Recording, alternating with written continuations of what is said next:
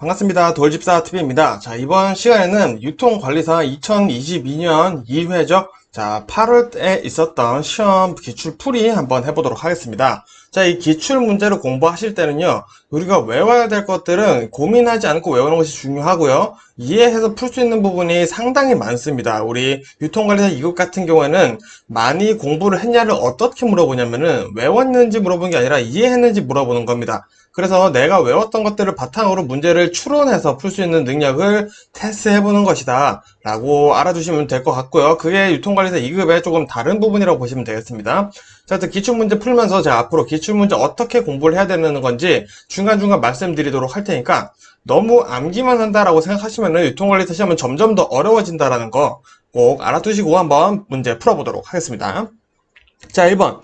채찍 효과를 줄일 수 있는 대안으로 가장 옳지 않은 것은, 자, 채찍 효과가 뭔지 모르면 풀 수가 없는 문제입니다. 우리 기출문제 아무리 돌려본다 하더라도 이런 식으로 만일에 뭐 신출문제 나와버린다 그러면은 뭐 사실은 대안이 없어요. 자, 그럼 채찍 효과는 뭐냐? 자, 여기 써있죠? 자, 소비자의 정보가 상부 공급 단계로 갈수록 잘못 전달되는 것이다. 자, 무슨 말이냐? 자, 제가 쉽게 말씀드리겠습니다. 자, 제조업체가 있을 거고요. 자, 그리고 공급업체, 자, 혹은 유통업체가 있을 거고요. 자, 그리고 우리 소매업체, 자, 소매업체. 자, 이렇게 있을 겁니다. 보통 이렇게 순서대로 물건이 전달이 되고 있죠. 자, 그런데, 자, 이 소비자가 이렇게 얘기를 해요. 아, 나 포켓몬스터 빵 먹고 싶다라고 얘기를 합니다. 자, 요 2022년에 상당히 유행을 했죠? 자, 그러니까 소매업체에서 아, 포켓몬스터 빵 먹고 싶다고? 알겠어. 하고 공급 유통업체에다가 뭐라고 얘기하냐면은 야, 지금 포켓몬스터 상품이 인기가 좋아. 이거 좀 더 갖다 주면 좋겠는데? 라고 얘기를 해버리는 거예요. 그러니까 공급 유통업체가 알겠어. 하고 제조업체 이렇게 얘기하는 거예요. 야, 지금 일본 캐릭터가 인기가 엄청 많다. 일본 캐릭터 한번 다 갖다 만들어보자. 이런 식으로 잘못 전달되고 있죠? 소비자는 나는 포켓몬 빵이 맛있어. 라고 얘기를 했을 뿐인데 가다 보니까 굉장히 잘못 전달된 거예요. 자, 요런 문제가 생기는 것이 바로 채찍 효과다라고 얘기를 합니다. 즉, 요런 현상들이 일어나지 않게 하려면은 어떻게 해야 되는지 물어보이는 거죠. 자, 1번부터 먼저 볼까요? 자, 옳지 않은 것이죠. 자, 지나치게 잦은 할인 행사를 지향한다. 자, 지나치게 잦은 할인 행사하면은 고객이 많아질 수는 있겠죠. 자, 그렇다고 한들 이 채찍 효과를 줄이는 것과는 큰 영향이 없다는 거죠. 자, 그리고 S&OP를 활용한다. 자, 어떻게 팔 것인지 계획을 세워보자는 거죠. 지금 그게 중요한 게 아니라는 거죠. 채찍 효과에서는. 그죠? 자, 그리고 3번. 공급 체인에 소속된 각 주체들이 수요 정보를 공유한다. 자, 요게 채찍 효과를 줄일 수 있는 대안이라고도 볼 수 있겠죠. 자, 각 주체, 제조업체, 공급업체, 유통업체, 소매업체들이 서로 어떤 정보들을 가지고 있는지 잘 공유를 해보자는 겁니다. 그래서 이게 유통 주체, 각 주체들이 각각의 수요 예측을 꼭 정보를 공유를 해주는 것이 채찍 효과를 줄이는데 가장 핵심적인 내용이라고 보시면 되겠습니다. 여기서 특히 지금 3번은 꼭 머릿속에 담아 주시겠고요. 자, 그리고 항시 저가 정책, EDLP죠. 자, 에브리데이 로우 프라이스입니다. EDLP를 활용해서 수요 변동의 폭을 줄인다. 자, 1번과 마찬가지 내용을 지금 얘기를 하고 있죠. 자, 이렇게 해서 뭐 잦은 할인 행사를 하거나 또 전략적인 판매 계획, 이런 S&OP를 활용하고 ADLP를 사용하는 것이 채찍 효과를 줄이는 데도 도움이 되는구나 라고 볼 수가 있다는 겁니다. 자, 그럼 정답은 5번 되겠죠. 자, 공급 체인의 각 단계들이 있죠. 지금 여기. 자, 각 단계 독립적인 수요 예측을 통해 정확성과 효율성을 높인다. 전혀 아니죠. 자, 이렇게 하다 보니까 지금 채찍 효과, 지금 잘못된, 왜곡된 정보들을 서로 알게 되고 있는 거잖아요. 그래서 독립적인 수요 예측이 아니라 이거는 협력해서 각각의 수요 예측을 공유를 해야 된다라는 내용이 꼭 들어가줘야 된다는 겁니다. 자, 2번 보겠습니다. 아래 글상자의 동기부여 이론 설명한 내용으로 가장 옳은 것은, 자, 맥그리거가 제시했네요. 자, 맥그리거 우리는 알아야 되는 건 XY만 알아두시면은 웬만한 문제 다 추론해서 풉니다. 자, X이론. 자, 인간은 일을 하기 싫어하고 시킬 일만 해요. 인간을 게으르게 보는 것을 이런 X. 욕을 할 때 우리 XX 이렇게 해야죠. 그래, X는 안 좋은 거라고 한번 외워보고요. 자, Y 이론은, 자, 왜? Why? 인간은 왜 일하냐? Why? 인간에게 노동은 하나의 놀이이며 노동을 통해 자아실현을 하기 때문이야 라고 얘기를 한 거죠. X, 이 B 할 때 우리 X 욕하죠. 그래서 X는 게으른 인간이에요. Y는 왜? 인간이 왜 일하냐? Why? 왜 일하냐? 인간에게 노동은 하나의 놀이기 때문이다 라고 맥그리가 얘기를 했다 라고 보시면 되겠습니다. 자, 그럼 내용 볼게요. 자, 종업원은 조직에 의해 조정되고 동기부여되면 통제받는 수동적인 존재이다. 요 내용 보니까 게을러. 지금 X 이론이구나. 맥그리거의 X와 Y이론 중에 X이론에 대한 설명을 하고 있네요. 자, 그럼 옳은 것 한번 찾아봐야겠죠. 자, 위생요인, 위생요인 아니죠. 자, 위생요인은 전혀 다른 사람이죠. 자, 인간의 행동을 지나치게 일반화 및 단순화하고 있다. 자, 요거 맞는 내용입니다. 자, 우리 X이론. 자, 그렇다고 해서 인간이 다 개운 거냐? 그런 것도 아니잖아요. 자, 그런 단점, X요인에 이런 단점이 있더라. 라는 거 지금 문제 풀면서 하나 알아볼 수가 있겠네요. 자, 나머지는 다 틀렸죠? 고차원 욕구와 추구점, 저차원 욕구를 충족시키기. 말이 꼬이네. 자, 충족시키기 위해 노력한다. 이것도 아니고요. Y형 인간 아니죠? X형이죠, 지금. 자, 감독 금요, 작업 조건의 계산은 동기부여 자체와 관련이 없다. 자, 이것도 마찬가지 아니겠죠? 자, 3번 보겠습니다. 기업이 물류 부분의 아웃소싱을 통해 얻을 수 있는 편익에 대한 설명으로 가장 옳은 것은? 자, 제가 아까 말씀드렸죠. 유통관리사 2급은 추론이 상당히 중요하다라고 했습니다. 자, 지금 기업 A의 물류 부분을 B에게 아웃소싱을 준 거죠. 자, 그러면 어떤 이익이 생길지 한번 고민해 봅시다. 자, 첫 번째, 비용 절감. 자, 여기서 비용이라는 것은 고정 비용이 줄 수 있겠죠. 자, 내가 그동안 물류팀을 구성하는데, 자, 1,000만 원이 들었어요. 자, 근데 물건을 100개 옮겨도 1,000만 원, 200개 옮겨도 1,000만 원이에요. 자, 그럼 100개 옮길 때는 손해라고 볼 수 있겠죠. 자, 요거를 우리 B에다가 외주를 줘버리니까, 그냥 물량에 맞춰서 내가 이제 유지비를 감당할 수 있겠다. 요게 비용 절감이 될 수가 있다라는 거겠죠. 자, 그럼 두 번째 볼게요. 자, 물류 서비스 수준이 향상된다. 자, 이것도 마찬가지겠죠. 물류를 전문으로 하는 회사가 아무렴 내가 물류를 하는 것보다는 더 잘하겠죠. 자, 서비스 수준이 향상될 수 있고요. 3번 외주 물류 기능에 대한 통제력 강화. 자, 요거는 아니겠죠. 자, 물류를 외주를 맡겼잖아요. 자, 그러면 이 물류에 대한 전적인 통제는 누가 하고 있다? 외주를 받은 B기업이 하는 거죠. 자, 검토 정도만 물류를 맡긴 회사가 해주는 것이다 라는 개념을 가지고 있으면 좋을 것 같아요. 자, 그렇다 보면은 외주 물류 기능에 대한 통제력이 강화되는 것이 아니라 약화된다고 보는 것이 더 맞겠죠. 자, 그리고 4번 볼게요. 핵심 부분에 대한 집중력 강화다. 자, 기업 A가 물류라는 파트를 다른 회사에다가 맡겼습니다. 그러면은 물류를 하던 일에 다른 부분으로 좀 더 집중을 할 수 있겠죠. 내가 물류를 하려고 했었던 시간을 다른 일을 하는데 시간도 투자를 할 수 있겠다. 그러면은 내가 핵심 부분에 집중력을 더해서 강화시켜 볼 수 있겠다라고 볼 수 있는 거죠. 자, 물류 전문 인력 활용하는 것도 마찬가지 맥락을 보시면 되겠습니다. 자, 우리 물류 부문, 물류를 아웃소싱 하는 거를 우리 3PL 제3자 물류라고 하죠.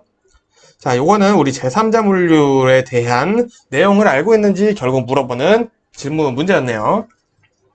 자, 4번 보겠습니다. 풀필먼트에 대한 설명으로 가장 옳지 않은 것은?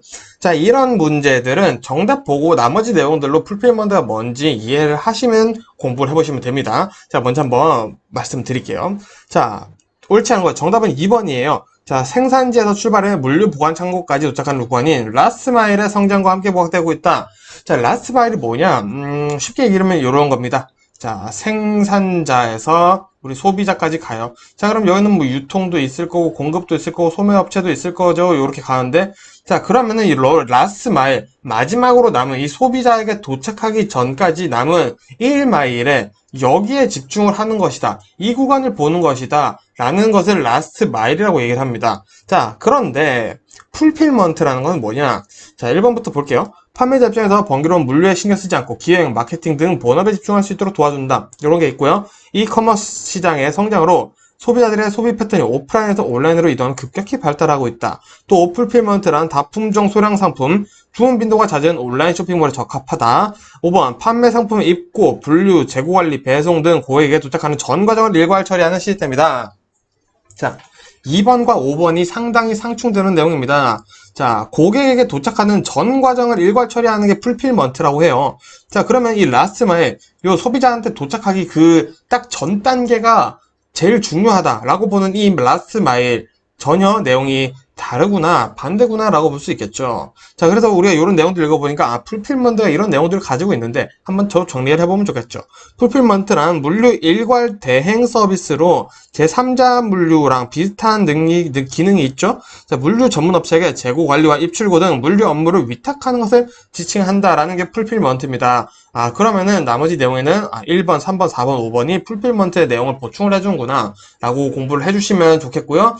또 항상 언제든지 이 내용들이 문제만 바뀌어서 정답 혹은 오답으로 한 번 더 나올 수 있는 내용이라는 거 꼭 알아두시면 되겠습니다.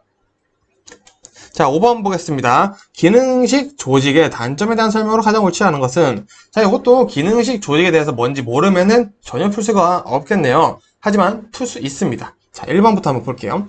자, 명령이 통일되지 않아 전체적으로 관리가 어려워지는 경우가 있다.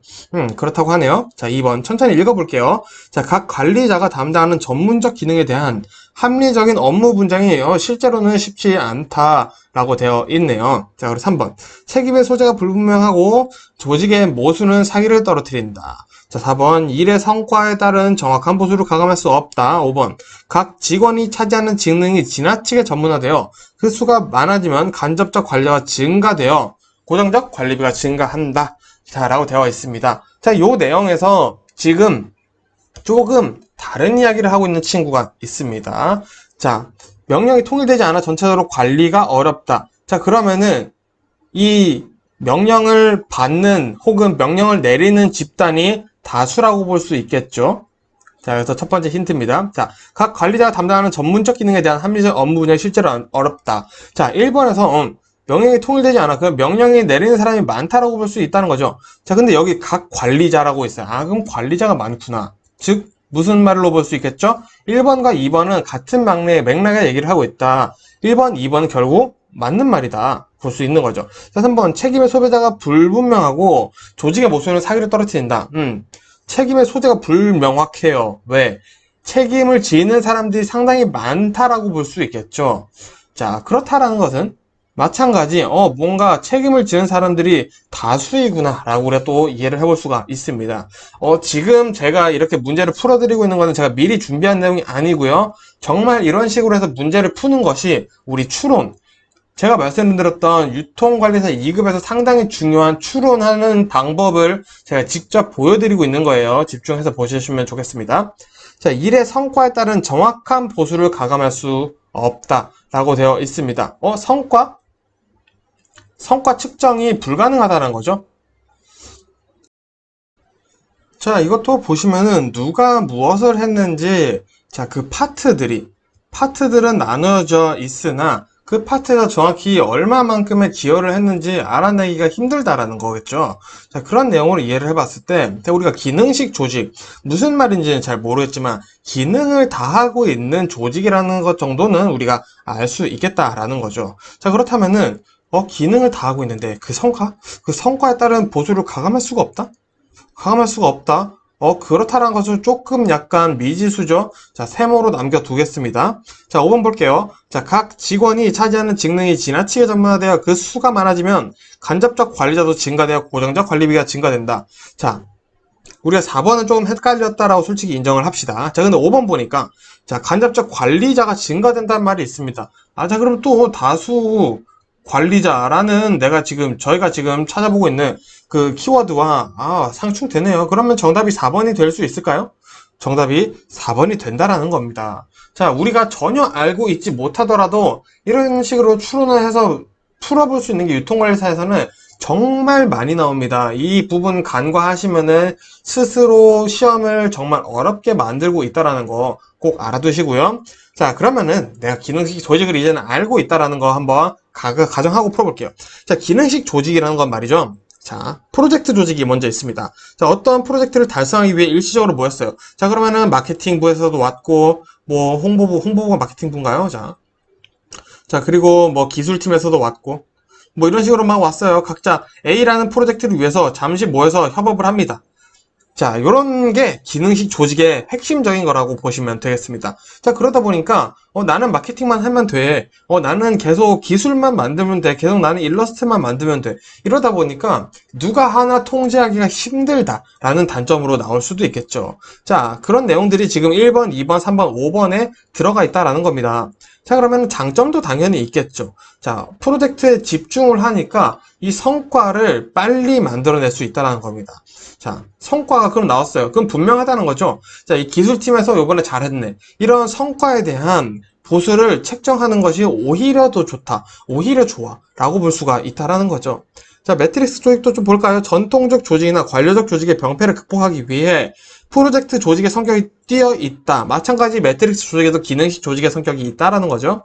네트워크 조직 볼게요. 독립된 부서들이 각자 기능을 수행하면서 프로젝트 수행을 위해 상호 협력하는 조직이다. 자, 요 프로젝트 조직부터 네트워크 조직도 뭐 기출 문제로 나오고 있고요.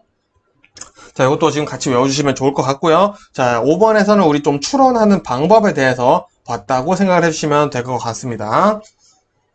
자, 6번 볼게요. 아래 글 상자에서 JIT와 JIT2의 차이점에 대한 설명으로 옳지 않은 것을 모두 고르면, 자, 이거는 JIT랑 JIT2 모르면 풀 수가 없습니다. 요런 거는 추론이 불가능해요.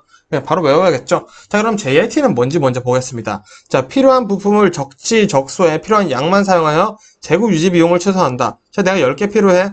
자, 10월 10일에 10개 필요해요. 자, 그러면은 10개만 주문하면 된다? 그 정도는 아니겠죠. 물론 재고 유지 비용이라던가 리드 타임을 계산해서 적정한 재주문점을 찾아야겠지만 10개가 필요하면은 기본적으로 10개만 주문하면 된다라는 결과가 도출되죠.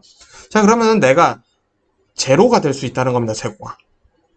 자, 그럼 당장 가용할 안전재고는 물론 보유한 상태에서 얘기를 하는 거지만 내가 이런 물건들을 쌓아놓기 위해 창고 재고, 이런 창고 유지 비용을 들일 필요가 없겠다라는 게 바로 JIT의 핵심이라는 거죠. 자, 그래서 어떻게 하냐? 발주 회사에 생산에 필요한 자재를 적게 공급받아서 재고 유지 비용을 최소화하여 내가 원가를 절감을 해주겠습니다 라고 얘기를 하는 거죠. 재고 유지 비용을 줄여서 어떻게 하냐? 원가를 줄여드리겠다, 이렇게 얘기하는 게 바로 JIT라는 거죠. 자, 그러면 재고 유지 비용은 공급업체에서 발생을 한다 라는 특징도 볼 수 있겠죠. 자, JIT2도 보겠습니다. JIT2는 조금 달라요. 뭐가 다르냐? 발주회사와 공급업체를 하나, 우리는 한 팀이야 라고 생각을 하고, 우리가 가지고 있는 중복업체나 이런 비능률적인 문서화된 요소들을 다 없애서 우리가 원가 절감을 한번 해보자. 자, 예를 들은 거죠. 자, A 발주회사에서 B 공급업체에게, 자, 우리 뭐 자전거 10개 줘. 자전거 10개 주세요 라고 했어요. 자, 그러니까 B 공급업체에서 또 이런 서류를 쓰는 거예요. 자, A 업체에서 자전거 10개가 주문이 들어왔다 라고 썼어요. 자, 근데 이게 하나로 통합되면은 A에서 그냥 바로 자전거 10개 발주하면 B에서 공급업체에서 그냥 바로 받아서 자료를 쓸 수 있다는 거죠. 굳이 자전거 10개 넣었어요 라고 얘기를 하고, 공급업체에서 자전거 10개 발주 받았습니다, 이런 식으로의 서류를 줄여서 원가를 줄여보자, 이렇게 얘기를 하는 게 바로 JIT2라는 겁니다. 자, 그러면은 한번 문제 보도록 하겠습니다. 자, 기억. JIT는 부품과 원재료를 원활히 공급하는 데 초점을 두고, JIT는 부품, 원부자재, 설비 공급, 일반 자재 등 모든 분야를 대상으로 한다. 자, 요거는 우리가 맞는 말이라고 볼 수가 있습니다. 자, 일단 JIT에 대한 내용은 제가 설명드렸고요. JIT2는 부품, 원부 자재, 설비 공부, 이런 거에 집중을 하는구나. 지금 공부를 하시는 게 바로 기초 공부죠. 자, 니은 보겠습니다. 자, 니은 같은 경우, 자, JIT가 공급업체 상에, 공급 체인상의 파트너 연결과 그 프로세스를 변화시키는 시스템이라면, JIT는 개별적인 생산 현장을 연결하는 것이다. 자, 거꾸로 됐죠? 자, JIT가 공급 체인상의 파트너 연결과 프로세스를 변화시킨 게 아니라 JIT2가 해주는 거죠. 자, 그러면 일단은 옳지 않은 거 니은 있네요. 자, 우리 기역은 맞는 거니까 기역 있는 거 다 빼고요. 자, 니은 없는 거 비울게요. 자, 그러면은 이제 디귿, 리을 중에 맞는 것만 찾으면 되겠네요. 자, 디귿 보겠습니다. 자, JIT는 자사 공장 내 무가치한 활동을 감소, 제거하는 데 주력하고, JIT2는 기업 간의 중복 업무와 무가치한 활동 감소, 제거하는 것이다. 자, 디귿은 맞는 내용이죠. 자, 그럼 정답은 3번 되겠네요. 자, 리을 왜 틀렸는지 볼게요. JIT가 JIT와 MRP를 동시에 수용할 수 있는 기업 간의 운영 체제를 의미한다면, JIT2는 푸시 형식인 MRP와 대비되는 풀 형식의 생산 방식을 말한다. 자, 여기서 조금 꼬아놨어요. 다행히도 우리가 기역, 니은, 디귿을 풀어서 망정이지. 자, 내용이 상당히 어려워진 척 하는데, 자, MRP라는 것은 자재 소요 계획이라고 볼 수 있습니다. 자재 소요 계획에 대해서 지금 얘기를 하는 건데요. 자, 우리 자재 소요 계획이 있어야지 우리 JIT 경우에는 내가 언제 물건이 재고가 얼마나 필요한지 알 수 있겠죠. 자, 그러면은 JIT에는 MRP가 굉장히 필요하다라는 겁니다. 근데 JIT에서는 MRP가 굳이 뭐 있으면 당연히 좋겠지만 굳이 필요가 없다라는 거죠. 우리가 재고가 얼마가 있건 간에 여기 나왔던 부품, 원부자재, 설비 공구, 이런 것들은 항상 있어야 된다, 갖춰놔야 된다 라고 얘기를 하는 거죠. 그래서 리을 같은 경우에는 지금 내용이 전혀 반대됐다, 내용이 틀렸다라고 볼 수 있겠습니다. 자, JIT가 MRP를 필요로 하는 것은 마찬가지 사실이겠으나 JIT2가 푸시 형식인 MRP와 대비되는 풀 형식의 생산 방식을 말하는 것은 아니다 라고 보시면 되겠네요. 자, 7번. 기업이 자재나 부품 서비스를 외부에서 구매하지 않고 자체 생산하는 이유로 옳지 않은 것은, 자, 기업이 내가 필요한 서비스나 부품을 직접 만든다는 거죠. 자, 그럼 요런 거, 이렇게 두리뭉실한 거는 읽어보면, 자, 풀 수가 있습니다. 자, 자신들의 특허 기술 보호를 한다. 자, 이거 맞는 말일까요? 어느 정도 일리가 있어요. 그죠? 자, 경쟁력 있는 외부 공급자의 부재. 자, 요것도 맞는 말이죠. 내가 맡기고 싶은데, 맡길 데가 없어서, 뭐 내가 해야겠다. 이런 경우도 있을 수 있겠죠? 자, 3번. 적은 수량의 제품은 자체 생산을 통해 자본 투자를 정당화할 수 있다. 자, 우리 유통관리사의 또 핵심이 뭐냐? 흐름 이해입니다. 흐름. 자, 우리는 규모의 경제 속에 살고 있고요. 유통 발전에 살고 있고요. 정보의 확산, 그리고 세계화 시대에 살고 있죠. 자, 이런 우리가 전반적인 흐름 속에서 살고 있다는 거죠. 자, 근데 규모의 경제라고 하면은 많이 만들수록 많이 원가가 준다라고 볼 수 있습니다. 근데 적은 수량의 제품을 자체 생산하는 것이 낫다? 이미 어불성설이라는 거죠. 그래서 이거는 뭐 너무 쉬운 문제입니다. 3번 당연히 선택해 주시면 되겠죠. 그래서 이렇게 우리가 흐름을 잘 알고 있다면 충분히 추론해서 풀 수 있는 문제들이 유통관리사에서는 상당히 많이 나온다 보시면 되겠습니다. 자, 8번 보겠습니다. 물류 영역과 관련해 고려할 사항으로 가장 옳지 않은 것은, 자, 조달 물류와 판매 물류, 반품 물류 이렇게 나왔는데 물류에 대한 내용들을 한번 이해해 보도록 하겠습니다. 자, 먼저 조달 물류란 물류 조달 시작부터 물류를 보관하는 창고까지 입고되기까지입니다. 자, 조달 투 창고죠. 자, 그럼 생산 물류는 뭐냐? 창고 출고부터 생산 공정 창고까지. 자, 창고 투 생산 공정 창고. 생공창고. 자, 라는 거. 그 반품 물류, 소비자의 반품이나 교환을 위한 물류 활동이고요. 폐기는 뭐냐? 파손 또는 진부화 등으로 제품이 상품 또는 포장 용기를 소멸시키는 물류 활동이라고 보시면 되겠고요. 자, 회수는 물건을 회수하는 것이 아니라 우리 팔레트, 펠릿 이런 것들을 회수하는 물류가 바로 회수 물류 활동이다라고 보시면 되겠고요. 자, 판매 물류는 물류의 최종 단계로 제품을 이제 소비자에게 전달하는 수송, 배송 활동들이 되겠다라는 개념 잡아두시면 되겠습니다. 자, 그러면 우리 8번 내용 한번 다시 보도록 하겠습니다. 자, 조달 물류, 자, JIT 납품. 요거 필요할까요? 우리 JIT 아까 적시적소에 필요한 재고를 가져오는, 주문하는 방법이었죠. 자, 조달은 창고까지 입고되기까지예요. 그럼 내 창고에 재고가 쌓이겠죠? JIT 납품 상당히 중요하겠죠? 맞는 말이고요. 조달 물류 수송 루트 최적화. 당연히 맞는 말이겠죠, 이것도. 창고로 물건이 가는데 수송 루트는 최적화되어 있어야겠죠? 자, 그리고 판매 물류. 자, 소비자한테 가는 거죠? 수배송 시스템, 수배송 센터 설치. 맞는 말이죠. 자, 공정 재고의 최소화. 자, 우리 판매 물류에 맞는 말이 아니죠. 자, 공정 재고의 최소화는, 자, 우리 공정 재고니까 뭐가 되겠죠? 생산 공정, 생산 물류가 되겠죠? 자, 공정 재고의 최소화는 생산 물류의 내용이 되겠다. 정답은 4번 되겠네요. 자, 이렇게 해서 문제 풀어주시면 되겠습니다.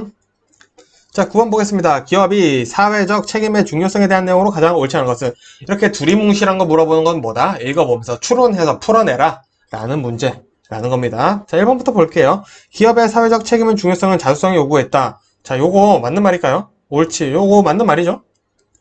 자, 기업의 사회적 책임의 중요성은 자유주의 발전에 근거를 두고 있다. 맞는 말이겠어요, 대충. 자, 기업의 사회적 책임의 중요성은 기업 자체 노력했다. 자, 이것도 뭐 사실 강요한다고 할 수 있는 건 아니죠. 자, 4번. 사회적 책임의 중요성 내지 필요성은 권력, 책임, 균형의 법칙이 있다. 자, 뭔지 모르겠습니다. 삼각형 할게요. 자, 5번. 기업의 사회적 책임은 기업이 당연히 지켜야 할 의무는 포함하지만 이익을 사회 공유, 환원하는 것은 포함하지 않는다. 이것도 맞는 말이지 않나? 기업이 굳이? 라고 할 수 있지만, 자, 사회적 책임이라는 거는 사회에 공유, 환원하는 것도 포함된다. 라는 거죠. 정답 5번 되겠고요. 자, 아리까리했던 4번도 그럼 이렇게 하면 해결이 됐죠. 어느 하나 이상한 녀석이 꼭 있다는 겁니다. 자, 10번 보겠습니다. 마이클 포터 아저씨가 제시한 5가지 세력 모형을 이용하여 기업 분석할 때 5가지 세력에 해당하지 않는 것은, 요거는 그냥 안 외우면 못 풀죠. 자, 보겠습니다. 포터 산업구조 5가지 핵심. 이게 정말 은근 자주 나와요. 외워 놓을게요. 자, 대체제, 그리고 잠재적 시장 진입자, 기존 사업자, 공급자, 구매자 되겠습니다. 자, 그러면 우리 10번 정답은 5번 되겠죠? 자, 보완제랑 대체제랑은 전혀 다릅니다. 보완제라는 것은 내가 A라는 물건을 쓸 수 있게 도움을 주는 거에 바로 보완제가 되겠고요. A 물건 대신 쓸 수 있는 게 바로 대체제라고 보시면 되겠죠? 자, 그러면은 뭐 작년이 정답은 5번 되겠네요. 자, 이어서 보겠습니다. 11번은 제가 문제가 좀 있는 것 같아서 문제 조금 생략을 했고요. 자, 10번 보겠습니다. 유통기업의 경로구조에 대한 설명으로 옳지 않은 것은? 자, 이렇게 두리뭉실한 것보다 한번 쓱 읽어보면 풀 수 있는 문제다 라고 말씀드렸죠.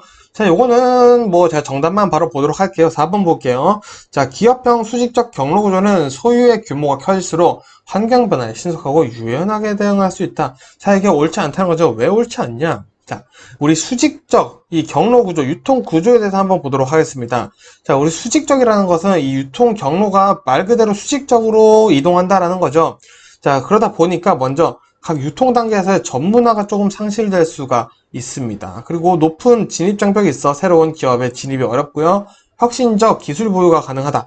유통 비용의 절감이 가능하고 자원, 원재료 안정적으로 확보하는 것이 가능하다. 그리고 초기에 막대한 자금이 소요된다. 라는 특징들을 가지고 있어요. 요 내용들이 왜 시험에 나온 적들이 있습니다. 시험에 나옴 혹은 시험에 나오고 있다. 라고 보시면 되겠죠. 자, 그렇다는 것은 결국 이 소유의 규모가 커질수록 환경 변화에 신속한 것이 아니라 오히려 더 더뎌진다라고 보시면 되겠습니다. 왜? 먼저 여기만 봐도 지금 전문화가 점점 상실될 수 있다라고 했죠. 자, 그런데 이 경로구에서 어느 한 군데에서만 소유를 해버린다? 그 규모가 점점 커져버린다? 그 환경에 점점 도태될 수 있겠죠. 이런 식으로 외워주시면 되겠고요. 이 문제를 풀기 위해서는 이거는 뭐 두리뭉실하게 추론이 가능한 문제가 아니었네요. 자, 이거는 수직적 유통 경로에 대한 내용들을 꼭 잘 외워두셔야 되도록 하겠습니다. 13번 보겠습니다. 기업이 오프라인, 온라인, 모바일 등의 모든 채널을 연결해 고객이 마치 하나의 매장을 이용하는 것처럼 느끼도록 하는 쇼핑 시스템을 지칭하는 것은 옳은 것은? 자, 이거는 고민하실 필요 없죠. 요 세 개 다 연결해 주는 건 뭐다? 옴니 채널이다. 옴니 채널에 대한 설명을 지금 하고 있네요. 그럼 나머지 내용도 한번 볼까요? IoT, 여러 사물의 센서나 통신 기능은 내장에 인터넷과 연결 사용하는 기술. 자, 우리 스마트 제품들 이런 데 해당할 거고요. 자, 그리고 O2O, 온라인 투 오프라인이죠. 자, 온라인과 오프라인을 결합해 새로운 시장을 만들려는 마케팅 기법이다. 보시면 되겠고요. 자, 그리고 비콘은 블루투스 사용하는 무선 통신 장치. 자, 옴니 채널 말씀드렸고요. BYOD. 자, 이거는 뭐냐? Beyond Your Own Device라는 겁니다. 무슨 말이냐? 자, 내가 회사에서 일할 건데 너 집에 혹시 태블릿 패드 이런 거 있니? 그거 가지고 와서 회사에서 좀 일하는데 응용을 한번 해볼래? 라고 물어보는 굉장히 이기적인 방법인데 요거를 뭐 쓰고 서양에서는 많이 쓴다고 합니다. 그래서 직원들이 소유한 개인 태블릿, 스마트폰, 노트북 등을 업무에 활용할 수 있게 해준다. 인텔이 처음으로 도입했고요. 그렇게 해주니까 참 감사할 따름이네요. 감사합니다. 어쨌든 정답 2번이네요. 자, 14번 보겠습니다. 임금을 산정하는 방법에 대한 설명으로 가장 옳은 것은? 자, 이런 거 한번 쓱 읽어보면 풀 수 있습니다. 자, 1번 근로자의 성과와 무관하게 근로시간을 기준으로 보감을 지은 형태는 성과급제. 딱 봐도 아닌 거 알죠? 자, 2번 근로자의 성과에 따라 보상을 지급하는 것은 시간급제 아니라 성과급제죠. 3번 근로자의 입장에서 시간당 보상이 일정하고 사용자 측에서는 임금 산정 방식이 쉬운 것은 시간급제다. 시간급제다. 시간급제죠. 성과를 측정하는 것보다 너 몇 시간 일했어? 얼마? 이렇게 계산하는 게 훨씬 쉽죠? 자, 이런 문제는 정말 쉽게 나온 거기 때문에 이런 문제도 있다. 이런 문제가 그래도 많이 나온다. 라는 거 꼭 놓치면 안 되는 문제죠. 자, 15번 보겠습니다. 유통환경 분석 시 고려하는 거시환경, 미시환경과 관련된 내용으로 옳지 않은 것은? 자, 이런 것도 읽어보면 되겠죠. 자, 1번 자본주의, 사회주의 같은 경제체계는 거시환경이다. 맞죠? 자, 2번 어떤 사회가 가지고 있는 문화, 가치관, 전통 등은 사회적 환경으로 거시환경에 포함된다 라고 볼 수 있겠죠. 죄송합니다. 3번 기업과 거래하는 협력업자는 미시환경에 포함된다. 자, 요것도 맞는 내용이라고 볼 수 있죠. 자, 4번 기업이 따라야 할 규범, 규제, 법 등은 미시환경. 요거는 거시환경이 맞죠. 정답 4번이죠. 자, 우리 그래서 거시적 환경, 미시적 환경이 대충 무엇이냐 이런 뉘앙스만 잡아두면 충분히 풀 수 있는 문제입니다. 요거 문제 은근히 1년에 한 번은 꼭 나오는 것 같습니다. 네, 16번 기업이 사용하는 재무제표 중 손익계산서의 계정만으로 옳게 나열된 것은? 자, 요거는 무슨 문제냐? 틀리라고 나온 문제입니다. 이거는 안 외우는 게 저 같으면 공부하지도 않아요. 외우지도 않아요. 왜? 이런 문제는 또 안 나옵니다. 자, 틀리라고 만든 변별력 문제이기 때문에 이거를 외우는 게 아니라 우리는 뭐냐? 손익계산서에 대한 공부를 해야 되는 겁니다. 자, 손익계산서에 들어간 내용은 뭐냐? 매출원가, 매출액, 매출총액, 영업이익, 영업외수익, 영업비용, 당기순이익, 판매비, 관리비, 법인세 비용, 법인세 차감 너무 많죠. 자, 그래서 우리 대충 외울게요. 매출 관련. 자, 매출 관련 1, 2, 3번 있죠. 그리고 영업 관련. 자, 요렇게 3개 있고요. 그리고 나머지는 법인세, 비용, 법인세, 그리고 단기순이익, 판매비, 관리비 이렇게 있다. 요 정도 일단은 머릿속에 담아 두시고요. 시간 남으면 외우세요. 요거 손익계산서 같은 문제는 굳이 외워도 뭐 우리가 흐름에 추론을 하는데 도움이 되는 문제도 아니고요. 그냥 외우면 딱 한 문제 맞출 수 있는 문제이기 때문에 시간 대비 효율이 굉장히 좋지 않은 문제다 라고 말씀드리고 싶어요. 그래서 요거는 외울 분들만 외우시면 됩니다. 굳이 한 문제 정도는 틀리셔도 돼요. 자, 17번. 구매 관리를 위해 기능의 집중화와 분권화를 비교할 때 집중화의 장점으로 가장 옳지 않은 것은, 자, 딱 봐도 집중이랑 우리 분권 차이 오시죠? 하나 한 개, 분권은 여러 개, 다개. 자, 다개라고 하는 거 맞나요? 어쨌든. 자, 한번 읽어보도록 하겠습니다. 집중화의 장점이죠. 자, 구매 절차가 간단하고 신속하다. 자, 한 개 집중을 했어요. 자, 그러면은 내가 예를 들어서 A라는 물건을 사려고 집중을 해요. 그럼 A의 성품은 뭔지, 기능은 뭔지, 재원은 뭔지 엄청 집중을 하겠죠. 자, 근데 A도 사고, B도 사고, C도 사고, D도 사고, E도 사고 막 여러 개 사요. 그러면 내가 이렇게 막 엄청 집중해서 보는 게 아니라 얘네들이 모이면 어떤 기능을 할 수 있겠다. 얘는 대충 뭐 크기가 이러니까 여기 놓으면 되겠고 이런 식으로 생각이 들 수 있겠죠. 제가 괜히 헛소리 하는 게 아니죠. 자, 그렇다면은 집중을 한다면은 구매 절차가 간단하고 신속할까요? 오래 걸린다라고 내가 그만큼 집중해서 하는데 전혀 구매 절차가 간단할 수 없고 신속하게 할 수 없어요. 오랫동안 아주 사력 있고 뭔가 막 세밀적으로 전문스럽게 이렇게 확인을 하는 게 바로 집중화의 능력이다 라고 보시면 되겠죠. 자, 그러면은 우리 집중할 장점 나머지도 볼게요. 자, 주문 비용 절감할 수 있다. 자금의 흐름을 통제하기 쉽다. 품목의 표준화가 용이하다. 구매 전문화가 용이하다. 자, 요런 내용들 집중, 내가 뭔가 하나에 집중을 하면은 어떻게 될까? 요런 식으로 생각을 해봐도 충분히 풀 수 있습니다. 그래서 우리 추론 연습 지금 계속 해보고 있다 라는 거 알려드리는 거예요. 정말 다른 영상 보시면은 그냥 외워야 된다, 그냥 설명해주고 말 거예요. 저도 그렇더라고요. 공부할 때 좀 찾아보니까. 근데 유통관리사는 정말 추론하는 연습, 요것만 하시면은 일주일 외울 거 딱 외우고 시험 보러 가시면 합격합니다. 정말 저를 믿어주세요. 자, 18번 보겠습니다. 유통의 경제적 의미에 대한 설명으로 가장 옳지 않은 것은, 자, 이런 것도 한번 쓱 읽어보면 돼요. 이런 문제는 또 쉬운 거라서 정답부터 볼게요. 자, 3번. 후기 산업사회 이후 소비자의 욕구가 다양해지면서 유통의 경제적 역할이 축소되고 있다. 자, 이거는 유통의 경제적 역할이, 유통이 축소되고 있나요? 전혀 아니죠. 자, 우리 코로나 시대만 생각해봐도 아니라는 거 알 수 있습니다. 자, 19번. 균형 성과표에 대한 설명으로 가장 옳은 것은, 자, 또 나왔네요. 틀리라고 나온 문제. 틀려라. 자, 오답 능력이 아주 높은 겁니다. 그래도 공부는 한번은 하고는 넘어갈게요. 정답 5번이에요.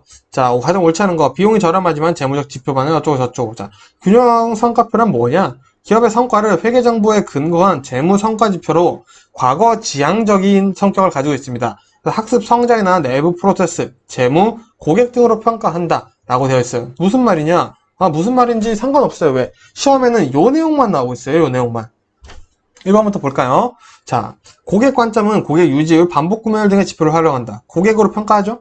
각 지표들은 전략과 긴밀하게 연계되어 상호작용을 한다 라고 보시면 됐고요. 이거는 뭐 설명이 맞다 보면 됐고, 3번 조직의 지속적 생존을 위해 핵심 성공 요인이 중요하다. 이거는 내부 프로세스에 해당할 수 있겠네요. 자, 학습과 성장의 경우 미래지향적인 관점을 가진다 라고 되어 있습니다. 여기서 근데 조금 상충되는 내용이 있죠. 자, 학습과 성장, 방금 균형 성과표는 과거지향적이다 라고 얘기를 했었잖아요. 자, 그래서 이 말 있잖아요. 학습과 성장의 경우는 미래지향적인 관점을 가진다. 대충 공부한 사람들 틀리게 하려고 나온 문제예요. 이런 문제는 어떻게 하면 된다? 틀리면 된다. 자, 근데 나는 공부 잘해, 열심히 하시는 분들은 여기 있는 거 1번, 2번, 3번, 4번 외우시고, 제가 네모 박스 해놓은 거 외우시면은 균형 성과표 문제는 뭐가 나오든 다 푸실 수 있을 거예요. 자, 20번 보겠습니다. 종업원들이 자신과 비슷한 위치에 있는 타인과 비교하여 자기가 투입한 노력과 결과물 간의 균형을 유지하려고 하는 이론으로 가장 옳은 것은, 자, 이거는 뭐냐? 자, 나랑 나, 너 이렇게 있는데 야 너랑 나랑 지금 내가 너보다 일 더 많이 하면은 내가 뭐든가 돈을 좀 더 받아야 되지 않겠냐? 내가 100만 원 투자를 했어. 너는 50만 원 투자했잖아. 내가 그럼 돈 좀 더 투자금을 더 받아야 되는 거 아니야? 지금 이런 얘기를 하고 있다는 거죠. 자, 요거는 그러면 어떤 말이 제일 어울릴 것 같으세요, 여기서? 내가 그냥 막연히 기대하는 걸까요? 내가 이 목표를 관리를 하는 걸까요? 자, 그냥 우리 이거는 공정한 거잖아. 이거는 내가 뭐 틀린 말해? 이렇게 얘기한다라고 볼 수 있겠죠. 그래서 이거는 공정성 이론에 해당한다. 자, 더 많이 투자한 사람이 더 많이 가져가는 게 맞겠죠. 자, 21번 보겠습니다. 연간 재고 유지 비용과 주문 비용의 합을 최소화하는 로트 크기인 경제적 주문량 EOQ죠. 자, 이 경제적 주문량을 계산하는 과정에서 사용하는 가정으로 가장 옳지 않은 것은, 자, 요 경제적 주문량의 가정 몇 가지가 있어요. 자, 근데 여기 문제 다 나와 있습니다. 자, 먼저 수량 할인은 없다. no discount. 각 루트의 크기의 제약 조건은 없다. 그리고 해당 품목의 수요가 일정하고 정확히 알려져 있다. 자, 그래서 변수들이 보통 변수를 많이 고려하지 않습니다. 그래서 4번 입고량은 주문량의 안전제어를 포함한 양이며, 자, 시기별로 자 분할 입고된다라고 되어 있는데, 자, 요 내용이 먼저 일단은 틀렸다라고 볼 수 있겠습니다. 자, 그래서 이 입고량은 결국 주문량으로 볼 수 있겠는데, 정확히 이 주문량이라는 것은, 자, 주문량이라는 것은 우리가 이제 주문 비용과, 자, 주문 비용과 재고 유지 비용이 있겠죠. 자, 이 재고 유지 비용이 가장 낮을 때 가장 최소인 경우를 우리는 이제 경제적 주문량이라고 얘기를 합니다. 자, 그렇기 때문에 안전재고를 포함한 양이다 라는 내용은 뭐 굳이 등장하지 않고 있다 라고 알아두시면 좋을 것 같습니다. 자, 그래서 우리 EOQ에 대한 특징 1번, 2번, 3번, 5번은 꼭 외워두시면 좋을 것 같아요. 이어서 보겠습니다. 유통기업의 윤리 경영에 대한 설명으로 가장 옳지 않은 것은, 자, 이런 거 땡큐 문제죠. 읽어보면 바로 풀 수 있습니다. 정답 바로 볼게요. 3번 볼게요. 자, 유연하고 수직적인 임원 우선의 기업 문화를 조성한다. 굉장히 맞는 말인 척 하고 있죠. 자, 이런 분들 이제 우리는 수평적이잖아요. 그죠? 자, 이런 땡큐 문제 있습니다. 자, 23번 소비자 기본법 어쩌고 저쩌고 상 제8조에서 사업자가 소비자에게 제공하는 물품 등으로 인한 소비자의 생명, 신체 또는 재산에 대한 위해를 방지하기 위해 지켜야 할 기준을 정해야 하는 주체로 옳은 것은, 자, 무슨 말이죠? 무슨 말인지 모르겠습니다. 이런 거 뭐냐? 틀려라 문제죠. 자, 틀려라. 자, 그래서 요건 정답만 볼게요. 정답은 5번입니다. 어쨌든 국가에서 이런 거를 정한다 라는 거 보시면 되겠네요. 자, 24번 보겠습니다. 아래 그 상자에서 설명하는 유통이 창출하는 소비자 효용으로 가장 옳은 것은, 자, 보기부터 볼게요. 시간, 장소, 소유, 형태, 거래 효용 뭐 이런 식으로 있네요. 자, 한번 그러면 읽어보도록 하겠습니다. 자, 탄산음료의 제조사들이 탄산음료의 원액을 제조하여 중간 상인 보틀러에게 제공하면 보틀러는 탄산음액, 원액과 설탕과 감미료를 첨가하여 탄산과 혼합해 병이나 캔에 넣어 소매상에게 판매하고 소비자는 탄산음료를 마시는 혜택을 누릴 수 있다. 정말 감사하네요. 내가 돈 주고 사 먹는 건데 소비자가 왕인데, 뭐 소비자가 왕인 것도 요즘에는 없습니다. 또 그렇다고 갑질해서는 안 되겠죠. 자, 요거는 지금 뭔지 한번 보겠습니다. 자, 요 네 가지 한번 집중해서 볼게요. 시간 효용. 자, 시간 효용이라서 우리가 빨리 사 먹을 수 있게 해주는 거죠. 우리가 굳이 탄산음료 공장까지 가지 않아도 빨리 사 먹을 수 있는 거죠. 자, 그래서 핵심은 요거라는 겁니다. 보관 기능을 해주는 거예요. 내가 빨리 근처에서 보관을 해주고 있으니까 너가 빨리 사 먹을 수 있는 거야 라고 얘기를 하는 게 시간 효용이 어떻게 보면 핵심이라는 겁니다. 자, 장소 효용은요, 이 장소에 대한 내용이 아니라 운송에 대한 얘기가 나올 수 있습니다. 내가 너 있는 곳까지 운송을 해주면은 너 있는 장소로 내가 가잖아. 너 있는 곳 그럼 가까워지잖아. 이런 식으로 얘기를 하는 게 바로 장소 효용입니다. 그럼 소유 효용은 뭐냐? 생산자에 우리가 탄산음료를 돈 주고 사 먹었어요. 돈을 내는 순간 이 음료는 법적으로 제 거죠. 자, 이 소유권이 이동되는 거고요. 형태 효용은 상품을 이제 적절한 수량으로 분할하고 분배한다. 이런 내용들이 이제 시험에 나오고 있습니다. 자, 그러면 우리 4번 내용을 보니까, 자, 이 과정들이 지금 설명되어 있다는 말이죠. 이 문제 굉장히 좋은 문제입니다. 자, 탄산음료 원액을 제조했어요. 자, 원액을 보틀러가 받았어요. 자, 보틀러가 또 어떻게 하냐? 설탕, 감미료를 넣었어요. 2차 공정을 했죠. 자, 그거라도 이제 캔이나 병에 넣었어요. 자, 그렇게 해서 소비자에 넣었다. 자, 그러면 이 원액을 먹을 수 있게 지금 여러 가지 공정을 거쳤죠. 자, 요게 바로 형태 효용에 대한 내용이라고 보시면 되겠습니다. 우리가 이 탄산음료를 먹을 수 있게 캔이나 음료로 이렇게 만들어주게 이 적절하게 분배를 해주고 형태를 바꿔주는 것이 형태 효용에 대한 내용이었구나 라고 이해를 해보시면 좋을 것 같습니다. 자, 1과목 마지막 문제 보도록 하겠습니다. 25번이죠. 자, 유통 경로에 설계 전략에 영향을 주는 시장의 특성과 관련된 설명으로 가장 옳지 않은 것은? 자, 이런 거 한번 쓱 읽어보면 추론해서 풀 수 있겠죠. 자, 1번부터 보겠습니다. 자, 시장 밀도는 지리적 영역 단위당 구매자 수를 말한다. 자, 맞는 말일까요? 일단은 셈모 칠게요. 대충 맞는 말인 것 같은데, 그죠? 자, 2번. 시장 지리는 생산자와 소비자 사이의 물리적인 거리 차이를 말한다. 이것도 아리까리하네요.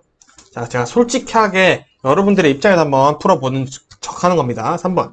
자, 제조업체가 직접 채널에 의해 커버할 시장의 크기가 큰 경우에는 많은 소비자와 직접 접촉을 해야 하기 때문에 비용이 증가한다. 요거는 맞는 말이겠죠?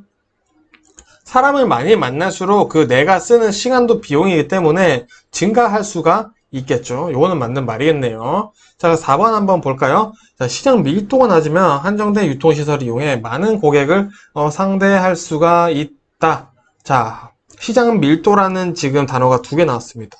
자, 그럼 우리 이렇게 생각해 볼게요. 약간 IQ 문제처럼 해볼게요. 1번이 정답이려면은 4번은 틀려야겠고, 4번이 정답이려면 1번이 틀려야겠죠? 자, 이런 경우, 우리가 좀 고민을 해보자라는 겁니다. 시장에, 이렇게 시장이 있어요. 여기 밀도가 높다는 게 과연 무엇을 의미하나? 자, 구매자 수를 의미하는 게 맞는 말이라면은, 자, 4번 내용이 틀린 내용이 돼야겠죠? 자, 근데 시장 밀도가 낮으면은, 밀도가 낮다라는 것은 가운데 여유가 굉장히 많다라는 거죠. 그러면은 한정된 유통시설을 이용해 많은 고객을 상대할 수 있다. 자, 우리 여기서 벌써 느낌이 왔죠, 이제? 자, 밀도가 정말 이렇게만 생각해 볼게요. 자, A 시장에 가게가 2개가 있어요. 자, 그리고 B 시장에는 자, 가게가 3개, 3개가 있습니다. 자, 그러면은 A 시장보다 B 시장이 지금 가게가 더 많죠. 자, 그러면은 자, 가게가 3개가 있으니까 손님 3명이 오면은 응대가 가능하다는 거죠. 한 명이 간다고 쳤을 때. 근데 A 시장에는 가게가 2개니까 3명이 오면 한 명은 기다려야 돼요. 자, 그러면은 많은 고객을 상대할 수가 있는 게 아니겠죠. 자, 한정된 유통시설을 이용해 많은 고객을 상대할 수 있다는 말 자체가 요거는 틀렸다 라고 볼 수 있겠죠. 그러면은 이 1번이 맞는 말일 수가 있겠구나. 이게 맞다라고 가정을 해보니까 4번이 오히려 틀린 말이 더 되죠. 자, 이런 식으로 추론해서 문제를 풀 수 있는 게 정말 중요합니다. 제가 지금 진짜 억가를 하는 게 아니라 억지로 이렇게 얘기들이 아니라는 걸 진짜 꼭 아셔야 돼요. 유통관리사 시험에는. 제가 제 와이프도 합격을 뭐 시켜보고 했는데 정말 이 내용만 정말 제가 강조를 하고 또 강조를 했습니다. 제가 기출문제 같이 풀면서 공부도 같이 와이프랑은 했지만 공부를 하면서 추론할 수 있는 문제가 있을 때는 정말 하나하나 읽으면서 이렇게 추론을 이렇게 억지로라도 한번 해보는 연습을 하는 게 시험 당일에 정말 큰 도움 되실 거라는 거 꼭 알아두셨으면 좋겠습니다. 자, 어쨌든 1과목에서는 여기까지 마무리하고요. 26번부터는 2과목이니까 또 2과목으로 인사드리도록 하겠습니다. 고생 많으셨습니다. 반갑습니다. 돌집사 팀입니다. 자, 이번에는 2과목 기출문제 한번 풀어보도록 하겠습니다. 자, 1과목과 마찬가지로 이 기출문제 공부하는 것에서는 우리가 말씀드렸던 것처럼 추론이 상당히 중요하다고 했고요. 그 추론을 위해서 공부를 하는 것이 유통관리사 시험을 쉽게 만들어주는 것이라는 거 한번 보도록 하겠습니다. 자, 그럼 26번 시작해볼게요.